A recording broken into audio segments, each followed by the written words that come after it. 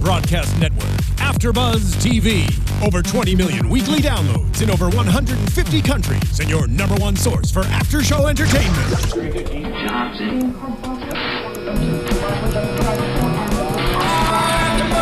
AFTERBUZZ TV, the destination for TV superfans. Producing aftershows for over 300 of your favorite TV shows. Interviewing celebrities and showrunners. And bringing you behind-the-scenes exclusives. All thanks to E! Entertainment's Maria Menounos, producer Kevin Undergaro, and internet leader Akamai.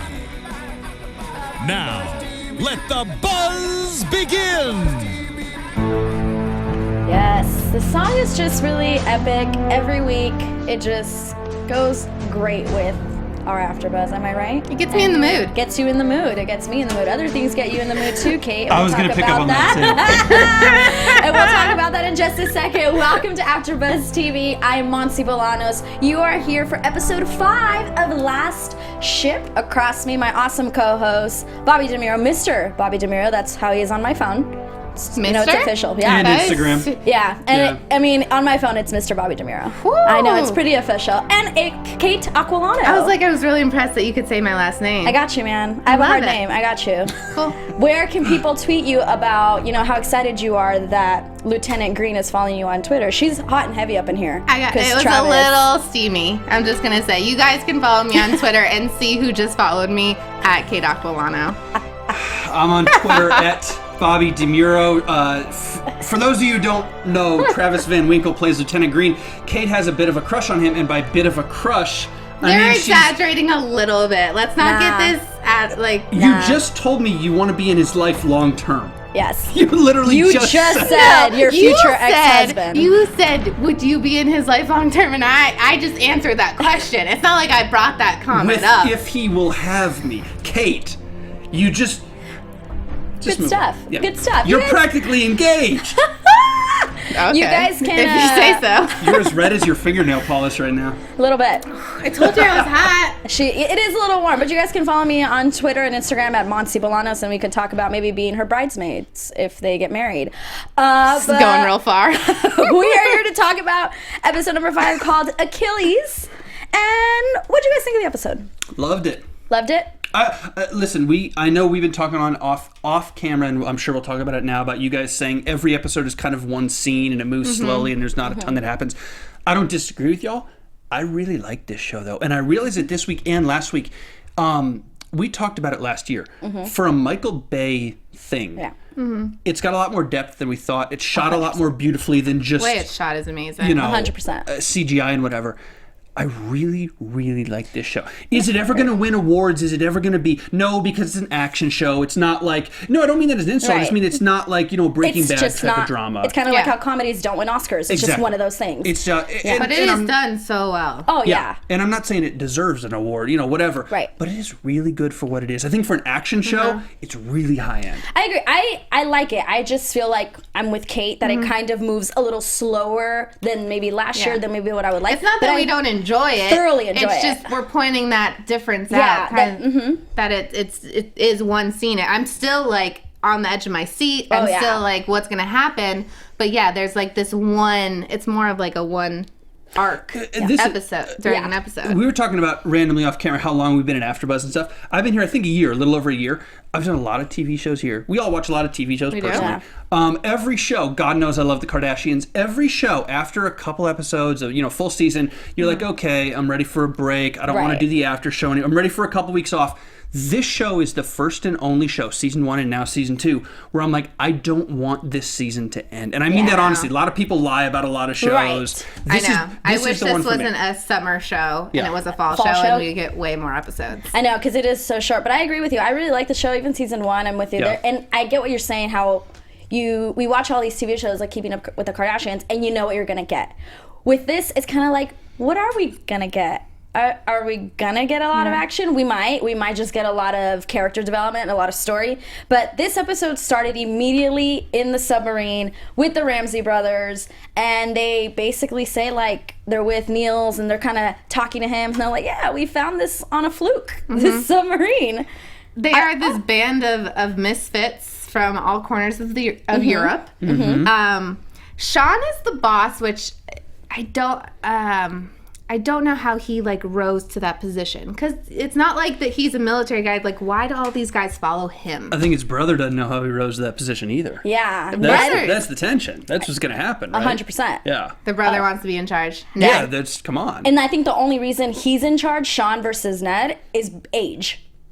True. I think that's the big just brother. like, yeah, like that's the big brother. And also, I mean, correct me if I'm wrong, but I feel like Ned is a little frantic and a little kind of like, and Sean keeps his cool.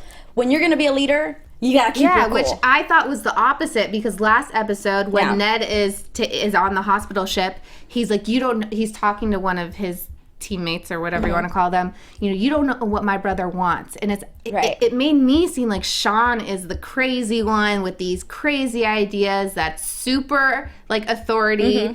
And now we kind of see that it's kind of the opposite of what I thought. Like, Sean's the level-headed and Ned's this crazy guy. So their dynamic is very interesting. It is very interesting. And in that first scene, Niels and they all keep saying like design. This is our design. And that's where you're like, oh, you want to design the future. You want to design who gets to live, who survives, and who doesn't get the cure. He says the plague is no accident. When I'm just like, you have patient 0 on board with you. Wait till you find out how the plague started, because he doesn't know Niels' involvement in how this whole played out. So I can't wait till he uncovers that piece, because it was an accident. It's another cult thing, almost, right? It's a different kind of cult, but it's another one like we saw a couple episodes ago, a little bit more and stuff, and what we'll apparently see next week. It's just another one of those little culty things, and so far the Navy ship, the Nathan James, hasn't culted out. No, or it has, but since we're on their side, we're on their side. And in that whole, we also find out, so at the beginning, all this is in the beginning, like they give us a lot of information in the first kind of like 5 minutes. Yeah. We find out that Tom Chandler says, not only are they hunting, they're evading this whole submarine. Like they're ready to take him down, but they do ask Niels about all these questions, and they find out, which I love this scene, when they find out that Ruskov was dead, and there's like a little celebration. I thought that was great. I was like, awesome. Oh, he was a mean person known across the world. Right? That was when I knew these sub guys are amateurs. Ruskov, we disposed of him like 12 episodes ago. Right? I know. You don't know anything. But I loved it. Get with the times. Yeah, I loved it. I loved that they brought that back up and that they were so excited about that. That was one of my favorite scenes, believe it or not, in today's episode. And we get to know a little bit more of Juan Carlos. JC. For short. You trust JCs, right? My brother's JC. Sure. Juan Carlos. There was a minute I did trust him. I was like, oh, he was just following orders. Yeah. That quickly changed. I'm surprised Slattery was the guy that they made do this. Jeter, I thought, would have had more sympathy. I know that Chandler would have had more sympathy, because I think he's still concerned with rules of order and how you treat prisoners and all those Geneva Convention things that don't exist anymore, but in his mind do. Slattery, to me, is not cruel, but the cruelest of those three. I agree. It's true. And so it was weird to have Slattery be like, oh, let's give him water. Let's take him above deck. Slattery's usually been the guy who's like, nah, screw this dude. Why would we trust this guy? I don't think he ever trusted him, though. Yeah, for sure, but I'm surprised he was so acquiescent to But did you him. catch on Chandler? He goes, I would tell you to, like, take it easy on him. Yeah. But I'd be like, but lying. I don't know the exact word. Yeah. So you're right. Like, he has to uphold those, like, rules of warfare kind of things, but in his mind he doesn't want to, but he still has to maintain, he's the captain, he has to maintain that order. Maybe this is too broad a question, but at what point do they stop maintaining those rules of warfare? Because nobody else is doing it. We Don't even see get me started with that, with I mean, we'll get to this, I'm jumping ahead, but when they save Juan Carlos, we're like, let's let him die. Yeah, I don't understand how there's still so much order with everything. Like, and at first, I'm not gonna lie, I kind of trusted Juan Carlos when he was like, I asked for political asylum, like, I will give you all the information you need to know, just, they don't care about me. For a second. For like, a second. For like a hot minute. I was like, why is this dude coughing so much? He was just bruised. The coughing was so annoying. It really was. I hate when there's someone next to you and they just cough the whole time. Like when you're in class? Yes. Like, go get a drink of water. Yeah, don't come to class. Just don't. Just sit on the opposite go side sit of the on the room. opposite when you're like, or when you're taking a test and it's like dead silent. I mean, I don't remember the last time I took a test. Or like writing an essay, and it was like, oh, stop Juan it. Carlos, that's when it turned. I was like, nope, I don't like you. You cough too much. You cough way too much. After that, all of the sailors are pretty awesome. One with their lingo, because half of the things they're saying I don't understand. So I assume you guys are right on it. But they start a little bit of investigation, and we come to the conclusion that Achilles is the style of the sub. Mason is killing it at this job that he's like thrown into. Apparently he's trained for it, but he doesn't have enough hours to like really have honed his craft. Yeah. But when that's one of your biggest problems going in, I feel like you got to feel pretty good about yourself, right? Right. Oh, well, we don't have enough hours for this backup guy to hone his craft. He's trained a lot, but not enough, thousands of hours. It's like, wait a second. It's some crazy job. Well, no, but I'm saying the world has ended. Everybody else is totally in shambles, and this is your biggest problem. I know there's a lot of problems, but this is your biggest problem before the sub thing. You're not doing too bad. Yeah. If anybody knows how Mason's job works, please let us know. Comment, tweet. Speaking of that, thank you to the people who did comment on our YouTube video. Thank you. If I mess up your name, I'm sorry, but I'm going to give you guys a shout out. Jasmine Delight, that's easy. She mentioned to us that Sexy Wolfman had made a slight appearance with Granderson's episode. Interesting. Like that they gave a shot of them, and they looked over at Granderson and kind of said something about her. So thanks for letting us know that. I missed Wolf in this episode, P.S. I know. And it was like, I wish I would have remembered him, because Sexy Wolfman, I know. And then Kimara Harrington, she was saying, is Scott, now that Chandler is a widow, is she going to go to Tex or is she going to go to Chandler? I feel like we've been debating that for... Ever. Yeah. She brought that up, and she did say, what do you guys think? I say Tex, too. Because at the end we'll get to it, but Kelly made a little appearance. Yeah. Kelly. I'm all for Kelly and Chandler. For Kelly. Kelly's taking care of his children. Mm-hmm. No. And then we have Chris Gimmon, I'm going to guess. Gehman? Sure. Gimmon? Right? He actually told us that, because remember the last episode, the way that they handled, like, these guys, these evil guys, how they were like, these guys are trained. He said that the Israeli army is trained in kidnapping and in headshots, like the way they were kind of executing all that. So maybe there's, like, a relation to that. And then Sharon Dendy, she kind of mentioned a little bit about Sean and the new doctor, because remember we were talking about the new doctor that stayed on the ship, and we were wondering if Rachel Scott is going to be shoved out. She wrote, no, I think that doctor is there just to replace Quincy. Okay. So thank you guys for commenting. Please comment again. For sure. Yeah, so tell us what Mason is doing when he's listening. That's what I want to know. He's just listening. I mean, it's whatever. A sonar guy, a radar guy. If there's a Navy veteran out there who's done it, absolutely. Yes, I would like to hear that. Yeah. I want to know, because they didn't explain that. All we know is he's listening, and they say it's so silent. And then he'll be like, give us 3 numbers. So 15, 20, 25. And he can tell how far away it is by listening. So it's sonar is time. I mean, sound is time, waves through the ocean and stuff. And then the numbers, I think some of them are bearings, right? Right, or locations maybe. Yeah, but it was crazy. So if anybody knows about that, let us know. But it was like, who's going to fire first? Are they going to fire first? Or are we going to fire first? And he's just listening. I'm like, can we do a little more than just listen? You're about to be hit. Well, that's the cool thing about, or the scary thing about ships and stuff is as much technology as they have, one of the key things they're doing with radar, you're almost still flying blind. Right. You know? A little bit. And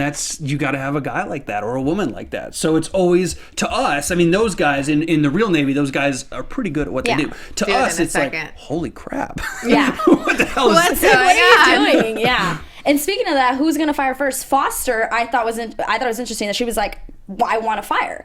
Like, we should fire. And then Chandler's like, but it's going to disclose our information. And she's like, well, what's the alternative? So I thought that was really interesting, because I know that she's a lieutenant because she swore in, like, I know she's high up because she swore in Alicia, who was promoted to full lieutenant. So she must also be full lieutenant or one higher, I'm not sure. But I thought that was an interesting exchange because of their history of Kara being pregnant and like how much they disagree, just, whatever, their history. But that she like kind of challenged him. Yeah. Not in a mean way. Not at all. But that's the captain. Yeah. I thought that was a really unique kind of exchange. Yeah, and I loved it, and I love that she was a woman. That it wasn't like Green or Jeter, that it was like a woman, saying like, this is what I think. And it seems as though, I mean, Chandler didn't really know what to do. I mean, how do you know what to do in this situation? Chandler never knows what to do and then that's not an insult. It's just every situation's so crazy. He's figuring out. I took this Foster Chandler scene more as an indictment of Chandler, maybe a compliment to Chandler, I should say, that when things are going crazy, his crew feels like they have the ability to come to him and not say, oh, gee, Mr. Captain, can we please do this? But just say something. Let's do this. And when he says yes or no, they know that his word is final and it's an order. Yeah. He's not going to bust on them for coming to him with something because he knows they're trying to help, and then they're never going to question his orders. That's true. a really good relationship. I agree, because it wasn't like Foster did it with arrogance or any cockiness, like Niels is so cocky. Oh, Niels, God. I want to punch you in the face.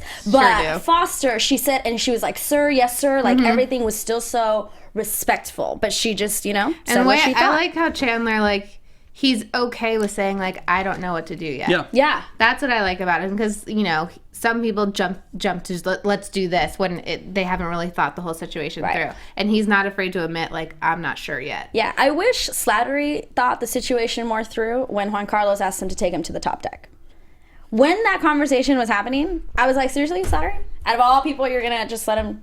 What did you guys think about that? Well, I think that... So we went to Quiet 2, which is...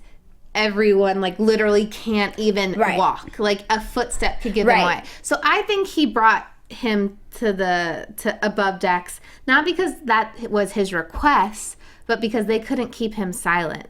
And him talking dissipates in the air, so you can talk above decks. So it was just a coincidence that that's also what he wanted.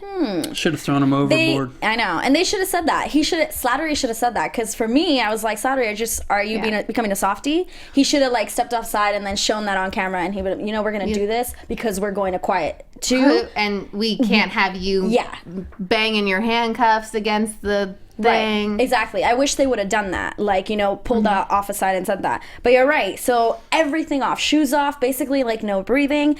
And Jeter gives a great announcement or speech message over the PA. Like, he prepares the sailors for lockdown. And he's like, we've done this before. This time it's for real. Lock it down. Get in your positions. I loved it. When Jeter says lock it down, you better lock it down. Right? I mean, if you're gonna do that, you want that speech. Like, as a sailor, like, you want to hear that. I know in like one of the first after shows. Would you stop checking your phone? Travis Van Winkle did not tweet you. And just he tweeted me. No, just look at her face. Look at her face. Don't do that to me. Her face. Oh man, that was good. Yeah. I was seeing if any viewers were tweeting in. Sure you were.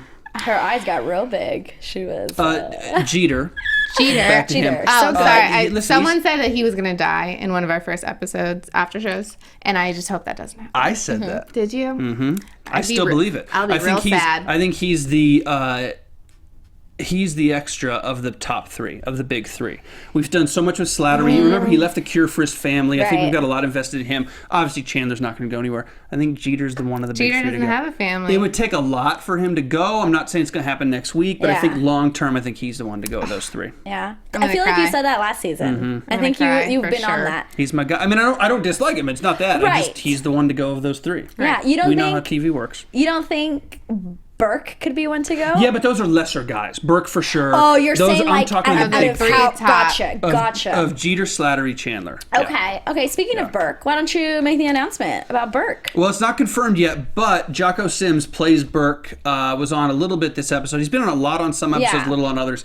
Jocko Sims should be here next Sunday. Ooh, so make sure I think it's going to work. He said he's available. We've been direct messaging on Twitter. We're kind of close. Not like Travis and you, but and we'll certainly, get there. Certainly not in a weird, creepy way. You guys are making it creepy. You're ruining this for me. Jocko Sims should be here next Sunday. Maybe he'll hook us up with Travis Van Winkle too. I don't know. But that'll be an interesting thing. I interviewed him on Masters of Sex, a Showtime show last summer. He is really cool. Sure. So he's going to be really good. Awesome. Well, let's hope we get it all confirmed. Be sure to check it out next week. I'll continue on with the episode. One of the scenes, any scene with Niels on this episode really just irritated me. He irritates me because he's too cocky. It's good. He should. You're right. I mean, you do you. Obviously, you're doing your job doing right. A good job. You're doing a good but job. I hate you. But I don't like you. When they're on the boat and then he's talking to Sean and he's like looking through the papers and Sean's like, oh no, we're going to sink the ship. He's kind of against it. He's like, why are we doing this? And he's like, well, we don't need the cure. We're just going to sink it. And what do you think about it? Like, do you agree? I wrote that I go, Niels doesn't want them to sink the ship, and I was like, but I don't understand why he didn't want them. I mean, I know he has a relationship with Dr. Scott. I don't think it's that. What is it? I think Niels, for as punchable as his face is, very punchable. Niels understands one thing. This is a hypothesis, but I think this is what it might be. even if you don't need the cure, at one point, you're going to need the cure. You need the primordial thing. You need everything Dr. Scott has. And you can sink that ship at one point. You can defeat the Nathan James. They definitely want to kill Chandler and the whole crew. They don't need those guys. But they need the cure in case A, something weird happens and it's a different strain and they're not immune and they need to make a new cure off the current vaccine. And or B, if they meet a group of people that, oh, hey, maybe they want to keep alive. You know what I mean? If they meet an isolated group of people that hasn't been exposed and is not immune or something, I don't know what's going on. And have like something that they want, skills that they need. You need the bargaining chip, I think. I agree. I at first for like a split second, I was like, is it because he loves Rachel Scott? Like, is that for like a split second? That could be part of it too, though. But I think you're right. I think he thinks like a scientist. Right. And while everyone else is just thinking, you know, take over the world. Chandler, Let's kill Chandler. This is our way to continue on. We've already taken over Europe. We're going to take over America. Like, but I agree. I think he's just thinking with a scientist mentality. When Slattery takes up JC to the top deck, he tells him, I'll give you water for information. He gets a little bit more mean with him. But he starts to cough like a lot. And then bleeding. A lot of blood. I really had no idea at this point what to think. Well, my mind went to he did something. I had no idea what, but I'm like, he doesn't have like internal. It's not like an injury that they did. It's like he's done something. Because it was just you know, like spies like crush like a back tooth that like kills that. You know what they do. That's like where my like from Captain America. Yeah. Okay. Nice. You know that scene in Captain America? Yes. And that's where my mind Kate, went. you're acquitting yourself very well this week. But they think it's a beacon. They do think it's a beacon, a tracker, something that can Well, in show their defense, location. Juan Carlos confirms it, which is obviously false. But he's like, oh, they know where I am. They know exactly where we are. Juan Carlos is a shit show. But what are they supposed to do? I mean, you got to think the worst, right? Oh, yeah. And a beacon he says, or a bomb. He's like, they're all like me. All of them on the boat, they're like me. Sobreviviremos, which I explained means we will survive type of thing. And that's when I was like, he's just on crack. Like, you can't believe anything that comes out of his mouth. Literally comes out of his mouth. Literally. Yeah. And we said it the whole time. Throw him overboard. Because they wanted Rachel Scott to open him up, find... I mean, thank God they did. Well, yeah, I was going to say, in our... We didn't know, right? We still thought it was a beacon. We still thought it was a tracker. We're just like, throw him overboard. Let the beacon float away. Yeah, and that's what I thought. And I was like, they'll go a different direction if they throw him overboard. Although, you know, technically, to be honest, because of the radar technology that they had, they didn't actually need the thumb drive. They didn't need to decode it. When they saw the missiles go up, they realized where they were going anyways. They could have said Phoenix, Wichita, Salt Lake, the labs. Like, they would have realized it anyways. So you actually could have thrown them overboard. Right. And saved yourself, an hour of surgery. That's true, because they definitely opened them up. They needed Dr. Scott to have some purpose in this episode. Yeah. And a little, emotional judgment. Dr. Scott's not cut out to be in the military, right? Right. You got to be, not in a post-apocalyptic world. No, not at all. Not at all. But they finally get it open, and they realize it's a flash drive with all of the location of the labs. Yeah.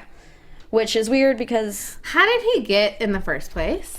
It had to have been when they were on the ship in the last episode. Yeah, but he was supposed to be... I mean, this is the military. They run a tight ship. When was he alone? And when did he find a flash drive? And when did he swallow a flash drive? Yes, exactly. He was unconscious for the first... Until he woke up chained to that bed. I know they didn't show us, but what I assume happened was while they were on the ship and the whole war went down...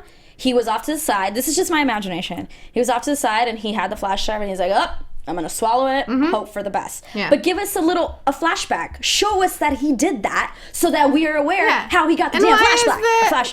Flash drive. Why is the USB in, medical quarters? That is, a very, important information. Top secret information is not supposed to be in medical quarters. It's true. I'm just stuck on your really... punny, this is the military, they run a tight ship. I really like that. I like puns. Okay. Yeah. All right. We're going to put a pun jar here real soon. Now we're So we're still on the quiet too. Yeah. But they know that they've been spotted. They know that they're, what did they say, within 40 miles, less than 40 miles. And again, Foster says, we should increase speed. or else they're going to get to us before we can get to them. But if they increase speed, they'll know their location. 100% know their location, yeah. But then the sub was like, then Ned is just going crazy. Ned's like, let's just go sonar. Let's just hit, because he thinks active they're going to get away. Mm-hmm. Active radar and... active sonar, yep. And the weapons guide was like, I can do it in under a minute. In under a minute. So they do go active sonar, and in less than a minute, they have found the ship, and they send 4 torpedoes towards the ship. I was like, oh, perfect. And they call them fish. They're feeling like the last fish clear. So they send 4, and they show the image of the ship just sliding through the torpedoes. How perfectly is that? I love that scene, though, because I don't know if it's accurate, but obviously it is, because I'm sure they have tons of Navy personnel on set with them. So I just love that it's so accurate. The back, how quick. We had the actor who played Corsetti last year before the character was killed, Tommy Savas, and he said they did a lot of training and a lot of consultation with the Navy. Yeah. So and that a lot of Navy personnel were on set. Are extras? Yeah, they're not. Well, I don't know if they're extras, but he said that they were just kind of on the set. Stuff, yeah, I'm sure they have tons. You did something that you wouldn't do, they would come tell you. Yeah. Like whether it was the way you greeted the captain or anything like that. Someone who does that position in real life. Yeah, that they were just on set kind of helping them out. That's one of my favorite things about this show broadly is I don't have any Navy experience or people in my family or whatever they do, so I don't know. Like you were saying, I don't know. But maybe they're totally incorrect, but it's believable enough to me, and I watch a crap load of TV. It's believable enough to me, and it hasn't yet jumped the shark. You're talking about a virus in a post-apocalyptic world with a Navy ship and a nuclear submarine, and you haven't jumped the shark yet. Yeah, that's why it's so good. Exactly. Everything that's happening, I'm like, I can see it. There's never been a moment, there's tons of TV shows where you have that moment where you're like, really? Am I going to continue to watch? Hold on. There is a moment in today's episode where we all were like, what do you think? The video chat. Well, but that's not a jump the shark moment. That's just a weird inconsistency. But no, it's just like that wouldn't be happening. Because they have been so consistent and been so, I could see that happen. I can see the ship having some sort of internet communication of some satellite stuff. The home, that's what it was. Time Warner Cable doesn't survive the So we're talking about when Chandler's FaceTiming with his kids, and we're like, how is his home in Norfolk have internet? Yeah, how is that? How is somebody still working that? Like, that was the one thing. That was the one thing. But I agree with you 100%. Comcast has a customer service line open, right? Come on. You can't even get them on the phone now. I know, come on. Put a plague out there, and it's... You put a plague out there, the service gets better at Time Warner, please. It's like, let's call... I know, we call them now. They're still not going to answer. It's so true.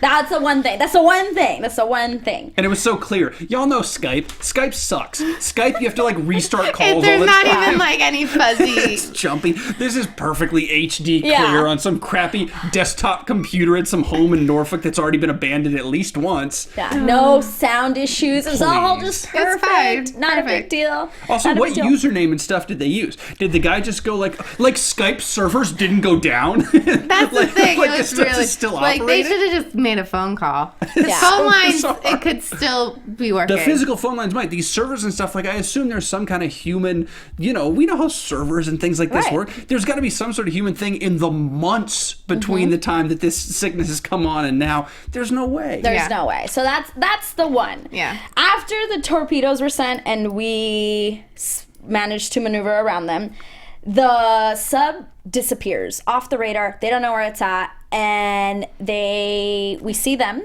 Emergency dive. Yeah, we see them in the submarine, and it's a lot of a little bumpy. It's bumpy, and so they're going through the canyons, and the sub is hitting the sides, and so you could see everyone on the sub is scared. And the reason I feel like they had this scene is because Sean has this little speech, like the courageous make their own luck, and we're the selected, and it's just revealing a little bit more about this group of people and their mindset and how crazy they are, and that they truly feel like they deserve to survive, that they're special. that their immunity means something. It wasn't an accident. That they're superior to the rest. They truly believe that. And that's the crazy, right? The crazy person believes that the courageous make their own luck, like you weren't born on third base and think you hit a triple, right? That's what people like that are, and I'm not discounting that you got to work for what you want in generally life, and in here you have to actually go and get what you want if you want to take over America, but there's such a degree of luck involved. And if you don't acknowledge that, like what he does, he's A, trying to lie to the crew to pump them up, and maybe he doesn't believe it, but he needs morale. Or B, and this is, I think, the option, he's batshit insane. Oh, 100%. Which, 100%. Yeah. Just and the Ned's mentality even more insane. Right. So thank God he is not in charge. Right? Because they would... Well, maybe it's who knows? It might be a good thing if worse. he was, because he would make a stupid decision. Yeah, if Ned were in charge, yeah. Sean's like, in time, brother. Like, we'll get them in time. He has the patience. Ned does not. Yeah. And in this whole, as they're going through the canyon walls, like this entire scene, Niels is like moving but looking at papers. Niels is like a dog in the car. He really is. No, he really is. I get car sick, like, in the car. He's, like, reading papers in a sub that's, like, going 360. Yeah. I would be throwing up. And we go across some names. One name, Dr. Hunter. Dr. Hunter. And he goes to tell Sean immediately, the captain, and tells him, this is who we need to go to. This is our mentor. He would know where the labs are. He would know what all this information. We should go there. And... looks like that's where they might be headed. I mean, it wasn't fully confirmed, but it looks like that's where they're headed. But this is where the episode didn't explain something that needed to be 100%. Explained. Mention it. Go for it. So they have the USB. Alicia has encrypted it, and it is the location of the labs. So they know what he was trying to bring back to the ship, but it was not back to the ship. They caught it. And then they see the sub bombs go towards the United States. 26 missiles. 26 missiles, and they can locate where the missiles are going based on whatever their technology, that it's going to the labs. So I don't understand how they found out where the labs were. And even Rachel asks that question. Yeah, how did they know? Because in those 5 minutes, did they call Dr. Hunter up, and did he willingly give them that information? Because they didn't get the USB drive. And they say, Dr. Hunter will know. And then the bombs go off. I want to know how this connects. Yeah, 100%. I don't understand. Tell us. Give us a little flashback. When, this season has been very, like, they pick up the next scene. There's, like, no time in between. Right. So, obviously, I'm thinking we'll go to the labs and find, that will still be a main part of next episode. But I'm like, how did they know where the 26 covert secret labs were? Yeah. Well, we got to have it so it's just one lab left, right? And you got to make the trek across to Wichita or Salt Lake. Yep. And I mean, that's the storyline. That's what's coming next, right? Because they did stop 2 missiles. Yeah. They were only able to interfere with 2 missiles. Out of 26. And that you're right, it bothered me so much. But the fact that Rachel Scott asks, how did they get that information? It's like, all right, at least... They kept it out for a reason, I'm sure. But it's really frustrating. It really is. It really is. Once it's official that JC has died, we find out that Dr. Scott does a little bit of a blood test because Juan Carlos was saying, everyone is like me. Everyone on that ship or on the sub is like me.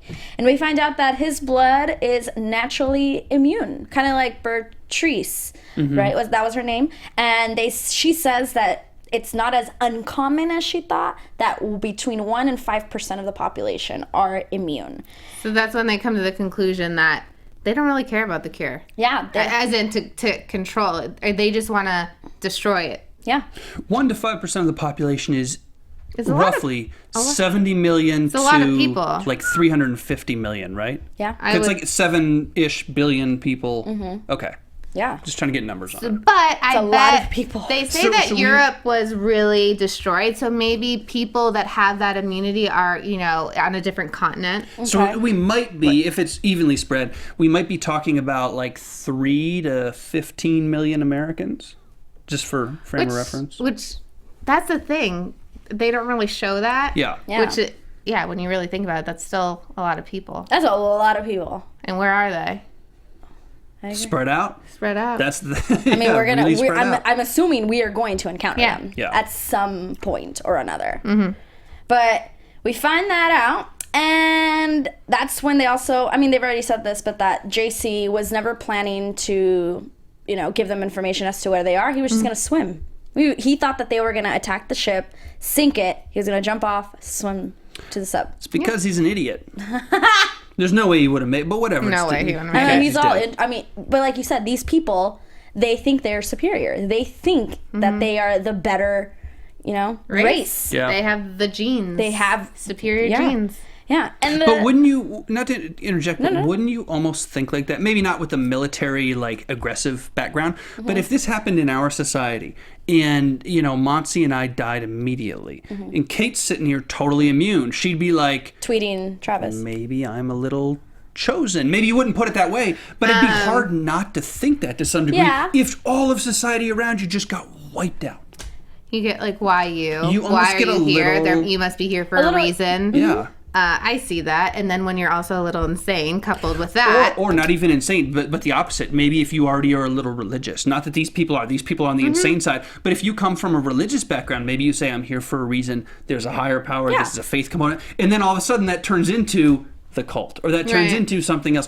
I can totally see it happening now. That's why I like this show, because you could see. There's always you could see it. Absolutely. I agree. I'm with you. But at the same time, it's like you just said, now that there's military, you can't keep thinking like that. But I love it. Unless you are insane. Unless you are insane. You wouldn't kill people. You would still try to save them, I would think. I don't know. I don't know how I would hope, but maybe not. I mean, what do you do when the world is coming? I wouldn't mind being the only person in LA. As long as the internet still worked. As long as FaceTime is up and running. I'm all the internet works, man, I can be by good. myself. Yeah, I'm good. No, but now Sean's let's take America. Yeah, and Neil continues to be his cocky ass. He's like, you guys are so lucky I'm here. That was such a weird scene that he went on that little... Right? Well, because he's a loose cannon. They're all loose cannons, right? I guess, but he was really boastful. I was like, sit down. Yeah. Have a seat. Have several seats. Have several seats.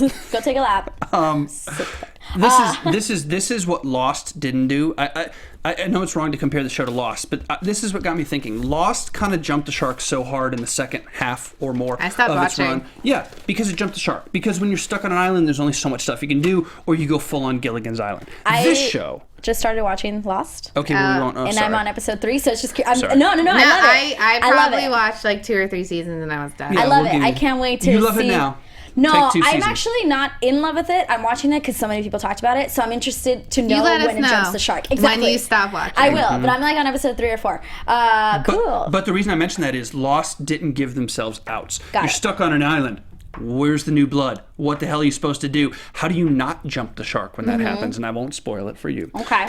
This one, you're not stuck on an island. No. You're going to America. Yeah. You can go to 50 states. Yeah. You can go to Canada. You can see any group of people. There's 7,000 ways this could go. They can still jump the shark. Yeah, but there's 7,000 ways. A mean band of rednecks in Alabama. A crazy Texas. The Lone Star State could become its own damn country again. Right. Yeah. You never know. You could do anything here. I'm excited to see these, the men on the submarine, because they feel powerful because it's the sub, and they can disappear whenever they want.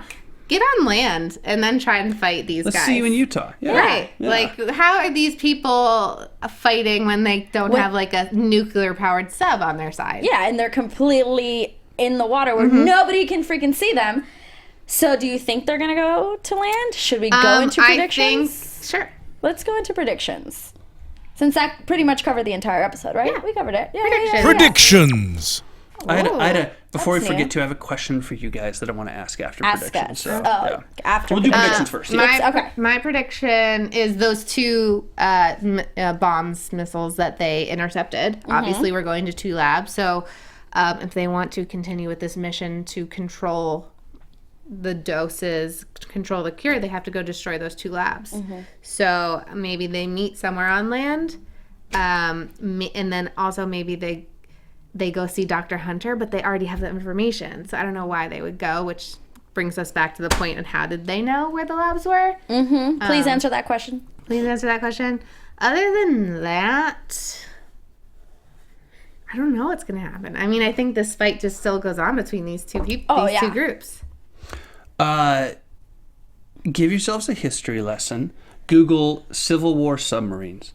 Mississippi River. That sub will go up the Mississippi River. Really? In the Civil War, Civil War, the soldiers on each side, Union and Confederacy, used submarines. I did not know that. Interesting. Look it up. It was awesome. They should make a movie about that. I'm sure they probably Get have. on it. Yeah. Or a good documentary. But I think that sub is going to go as far up as they can, which I don't know if it's like Kansas City or something, and then they cut in, because there's that lab in like Wichita or Kansas or something. I think they're going to go. I didn't know they could do that. I think that if he's going to go through that canyon and do the thing, he can definitely do in the Mississippi. And even if he can't hide it fully, the ship can't follow him all the way up. So if he can't hide it fully, they can at least ride the thing up. So they still have the advantage. I think they go in the sub as long as they can. I like that. I have a weird prediction. I think that Ned is going to kill his brother Sean because he's so crazy. Like things are going to go cray-cray. More cray-cray than already. And he is going to kill Sean. He will also die, but he will probably be killed by Chandler. You know what I mean? But I think like things are gonna go crazy between them, and you can see the dynamic. Like they are gonna crash. It's not gonna work out. There's no way between them. Well, that's the thing. It's not like a structure. They don't, he's not the captain. He is just chosen to be the head of this. Yeah. There's gonna be anarchy within that group. Yeah. Because everyone thinks that they're superior. Yeah. I'm just as immune to the plague as you are. Right. Why am I following your lead? I should be in charge. Yeah. And I think that's what's going to happen. And whether maybe it's not his own brother, but they're going to turn like on each other. And then eventually, I don't think either of them will survive. I think one will be killed within each other, and the other is going to be killed by like Thomas Chandler or something. One thing we didn't talk about, but one scene that I just realized talking about Silver Foxes. The bromance scene between Slattery and Thomas Chandler. Yeah. They do, because in the first season, they butt heads a lot. A lot. Yeah. And in this season, there's some bromance happening. Yeah, so that scene, we loved it. Silver Foxes stick together. Do you need to take a hot, cold shower? I mean, can I not say the word Silver Foxes? They are Silver Foxes. Listen, you're already stalking one of the actors. I am not stalking anyone. Dr. Drew would not be pleased with me. Okay, question for you guys. Go, question. If this were to actually happen, let's go to America. Let's go with the sub. Let's go with Chandler. Let's go to America. If this were to actually happen, what group of people in America would survive above all else? It could be a state. It could be a city, like a region or something. What American subgroup would be able to survive this more than anybody else in terms of survivalism? Really? Mm-hmm. What if they have like the immunity? Oh, I mean like banding together logistically. Oh, no, I thought you meant like what group, like what heritage? Yeah, like no, what group of people, like the city of Memphis, the state of Oregon, like what group of people do you think would survive? I'm just, Why would like one city be better than the other? I get what you're saying, because like LA would go crazy. LA would be a disaster.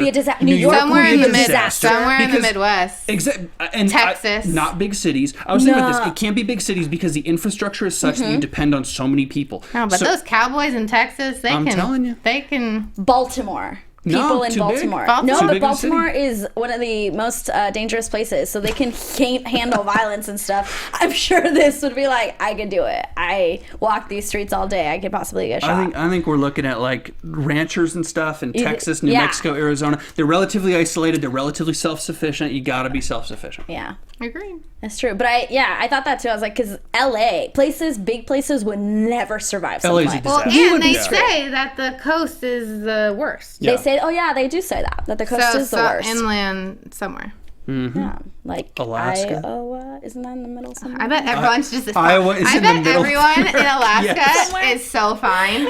There's like no plague in Alaska. They're just still like ice fishing. Right? They're just chilling. They're like, what's going on? They have no idea what's going on. I guess it's SMBs. I wonder where the trouble spots are. I wonder when we will hit trouble. They're pretty self-sufficient in the rural South. They're pretty self-sufficient in like the rural Southwest. So those kind of places, I think we would hit trouble. I think they're just having fun in Montana. I'm just trying to list the 50 states right here, guys. I can't. This is just... Isn't that sad? Yeah. I don't think I could. So I was like, Idaho? Is that a state? Yeah. We're good. We know what we're talking about, guys. Can you name all 50 states? Yes, because I'm not 6. Yes. I can do it. I just have to write them out. Figure it out. He's like, wrap this up. I know. Let's wrap this up. Okay, guys, if they want to talk to you about the 50 states, about you and Travis, anything like that, where can they talk to you about that? You can find me on Twitter and Instagram at Kate Aquillano. I'm on Twitter at Bobby DeMuro. I can't believe you can't name the 50 states. We'll see after the show. I'll see if I can do it. In 6 minutes, like in Friends, where they name the 50 states in 6 minutes. You guys can find me on Twitter and Instagram at Monse Bolanos, MonseBolanos. Thank you for watching. Thank you for commenting. Be sure to rate us 5 stars on iTunes. And be sure to come back next week. Are we writing the 50 states? Come back next week. We'll see you guys. Thanks for joining us. From executive producers Maria Menounos, Kevin Undergaro, Phil Svitek, and the entire AfterBuzz TV staff, we would like to thank you for listening to the AfterBuzz TV network. To watch or listen to other after shows and post comments or questions, be sure to visit AfterBuzzTV.com. I'm Sir Richard Wentworth, and this has been a presentation of AfterBuzz TV. Buzz you later. The views expressed herein are those of the hosts only and do not necessarily reflect the views of AfterBuzz TV or its owners or principals.